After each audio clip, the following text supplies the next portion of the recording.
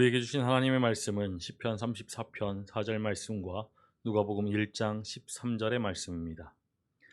시편 34편 4절의 말씀입니다. 내가 여호와께 간구하매 내게 응답하시고 내 모든 두려움에서 나를 건지셨도다. 누가복음 1장 13절의 말씀입니다. 천사가 그에게 이르되 사가랴여 무서워하지 말라. 너의 간구함이 들린지라. 내 아내 엘리사벳이 내게 아들을 낳아 주리니 그 이름을 요한이라 하라. 시편 34편은 다윗이 아비멜렉 앞에서 미친 채 하다가 쫓겨나서 지은 시입니다. 블레셋과의 전쟁에서 골리앗을 무너뜨린 후 그 위상이 높아진 다윗을 시기한 사울이 다윗을 죽이려고 하지요. 사울을 피해서 다윗은 블레셋의 가드왕 아기스에게로 망명하게 됩니다. 절박한 상황 속에서 물불을 가릴 수 없었습니다. 비록 대적의 땅이지만 몸을 피할 수만 있다라면은 침을 흘리고 미친 듯이 머리를 풀어 헤치는 일, 그것은 대수롭지 않았지요. 다윗은 이 비참하고 절망 가득한 상황 속에서 자신의 처지를 한탄하거나 낙담하지 않고 오히려 하나님을 송축하고 찬양하겠다라고 고백합니다. 시편 34편 1절의 말씀입니다. 내가 여호와를 항상 송축하며 내 입술로 항상 주를 찬양하리이다. 송축하다라는 히브리어 바라크는, 이 단어는 하나님께 사용되어질 때에는 무릎을 꿇다라는 뜻입니다. 여기에서 그 의미가 확장되어서 찬양하다, 기도하다라는 뜻으로 사용되어집니다. 그리고 이 단어가 우리에게 사용될 때는 하나님께서 복을 주시다라는 뜻으로 사용되어지지요. 그런 의미에서 우리가 하나님을 향해서 무릎을 꿇고 하나님께서 우리에게 복을 내려주시는 것, 이것이 송축하다입니다. 다윗은 이 절망의 상황에서 자신을 건져주실 분이 오직 하나님이심을 인식하고 하나님을 송축하고 찬양하는 것이죠. 절망과 낙심의 상황까지 내몰린 다윗은 결코 자신의 신세를 한탄하거나 사울왕, 나아가서 하나님을 원망하지 않고 믿음의 고백을 하지요. 오늘 시편 34편 4절의 말씀입니다. 내가 여호와께 간구하매 내게 응답하시고 내 모든 두려움에서 나를 건지셨도다. 다윗은 자신을 둘러싼 그 어둠의 상황 가운데서도 하나님께 부르짖고 또 부르짖었습니다. 아기스 왕이, 미치광이 이 다윗을 불편하게 여기면서 자신의 성에서 내쫓죠. 이때 다윗은 자신을 환난에서 건지신 것이 자신의 지혜 때문이 아니라, 아기스 왕 때문이 아니라 하나님으로 인함임을 고백합니다. 때로 인생에 짙게 드리운 어둠으로 인하여서 우리도 두려워하거나 낙심하며 절망할 때가 있습니다. 눈물로 밤을 지새우기도 하고 침을 질질 흘리는 이 다윗과 같이 인생을 포기한 듯 자포자기할 때가 있지요. 그러나 눈을 들어서 하나님을 바라보면서 하나님만이 모든 인생의 어두운 그늘을 걷어내시고 빛을 비춰주실 것을 확신하면서 하나님께 매달리는 것, 이것이 믿음입니다. 하나님께 매달리면 하나님께서 이 모든 상황을 해결하시고 깊은 수렁과 웅덩이에서 건져 주실 것이죠. 그래서 우리도 다윗과 같이 고백할 수 있는 것입니다. 시편 34편 6절의 말씀입니다. 이 곤고한 자가 부르짖음에 여호와께서 들으시고 그의 모든 환난에서 구원하셨도다. 하나님은 분명 의인들의 간구와 부르짖음을 들으시고 반드시 구원해 주시는 하나님이십니다. 성전에서는 매일 아침과 오후 두 차례 정기적으로 제사를 지냈습니다. 제사를 주관하는 제관들이 수백 명에 달했기 때문에 줄을 나누었고 제비를 뽑아서 당첨된 제관들이 제례를 주관하고 대부분의 제관들은 그냥 참관만 했죠. 어린 양을 잡아서 번제를 바치는 제관, 또 기름으로 반죽한 밀가루, 즉 곡식제물과 포도주를 바치는 제관, 분향하는 제관, 촛대를 보살피는 제관들을 추첨으로 선발하였습니다. 그 가운데 분향하는 것을 가장 영광스럽게 여겼습니다. 그래서 제관들은 일생에 단 한 번만이라도 분향을 해보고 싶어 하였고 그 일을 더없는 영광으로 여겼지요. 우리 누가복음 1장 5절의 말씀입니다. 유대왕 헤롯 때 아비야 반열에 제사장 한 사람이 있었으니 이름은 사가랴요 그의 아내는 아론의 자손이니 이름은 엘리사벳이라. 하나님 앞에 의인이었던 사가랴, 엘리사벳은 모든 계명과 규례를 지키며 살아가는 신실한 사람들이었습니다. 그런데 이 부부에게 자녀가 없지요. 하나님을 신실하게 섬기고 자녀를 주십사 기도하였지만 그 기도는 이루어지지 않았습니다. 어느 날 아비야 반열에 배속된 이 제사장인 사가랴가 제비를 뽑았는데 주님의 성소에 들어가서 분향하는 일을 맡게 되었습니다.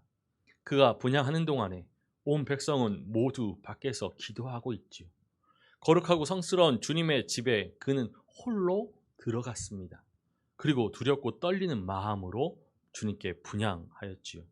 그때 주님의 사자가 나타나서 분향하는 그 제단의 오른쪽에 서 있습니다. 사가랴는 이 천사를 보고 놀라고 무서웠습니다. 누가복음 1장 13절의 말씀을 다시 한번 읽어보겠습니다. 천사가 그에게 이르시되 사가랴여 무서워하지 말라. 너의 간구함이 들린지라. 내 아내 엘리사벳이 내게 아들을 낳아 주리니 그 이름을 요한이라 하라.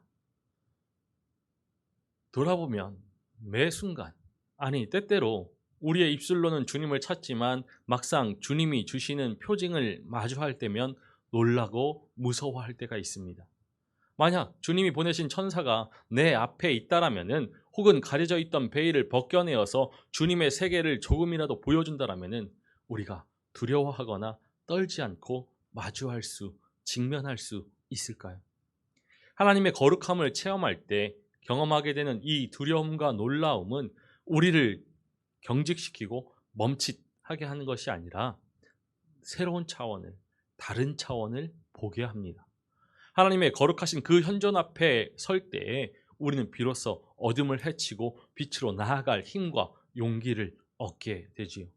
그때 천사가 말합니다. 무서워하지 말라. 입 밖으로는 표현 못하는 그 두려움을 단번에 헤아려 주시고 용기를 주는 그 말씀을 듣고 강한 위로를 받게 됩니다. 그리고 이어서 주님이 계획하신 그 찬란하고 위대한 일들이 우리를 통해서 펼쳐질 것이 분명하게 들리게 되지요. 천사는 하나님께서 그의 간구를 들어주셨다라고 전하여 줍니다. 천사는 놀람과 두려움이 기쁨과 즐거움으로 변할 것임을 우리에게 전해 주지요. 누가복음 1장 14절의 말씀입니다. 너도 기뻐하고 즐거워할 것이요 많은 사람도 그의 태어남을 기뻐하리니.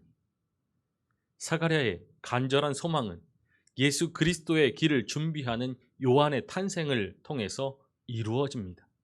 사가랴와 엘리사벳, 그들의 삶 속에 하나님께서 찾아오셨고 하나님의 뜻을 이루어 가시지요.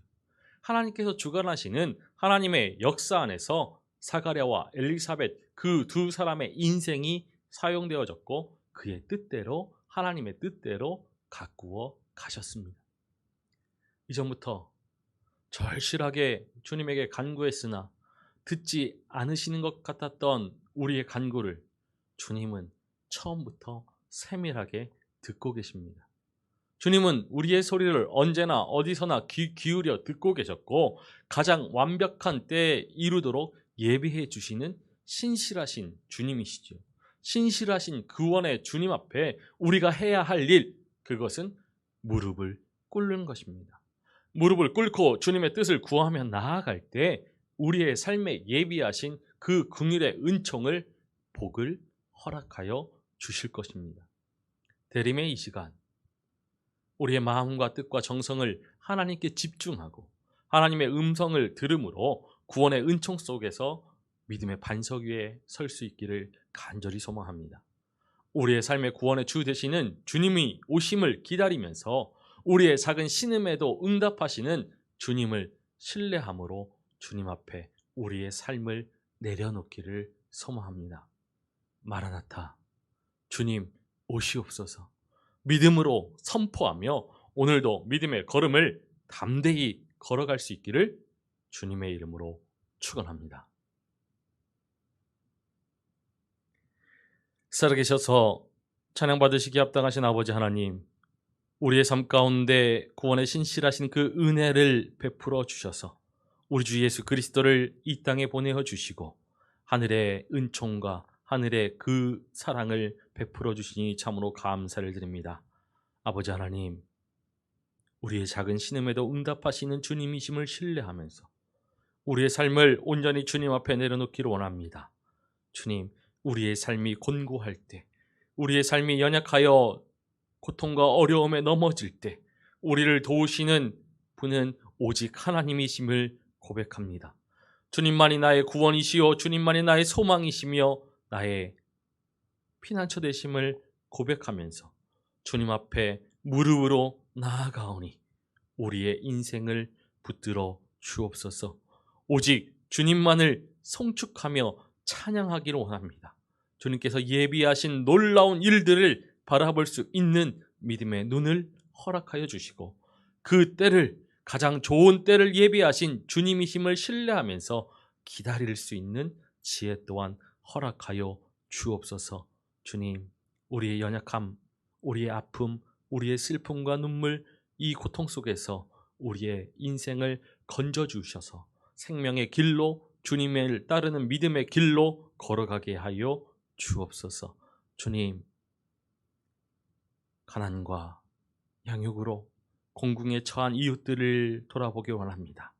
우리를 사랑하셔서 이 땅에 오신 주님처럼 주님을 닮아서 이 땅의 어두운 그늘 가운데 사랑의 빛을, 생명의 빛을 비출 수 있는 우리이기를 소망합니다. 주님, 주님께서 사랑으로 임재하여 주시고 생명으로 임재하여 주시고 소망으로 임재하여 주셔서 이 땅에 놀라운 사랑의 빛이 충만하도록 은혜 베풀어 주옵소서. 주님께서 이 모든 어둠의 그늘들을 밝히 드러내시고 빛으로 오심에 감사드립니다. 주님, 우리와 함께하여 주옵소서. 우리 주 예수 그리스도의 이름으로 기도하옵나이다. 아멘.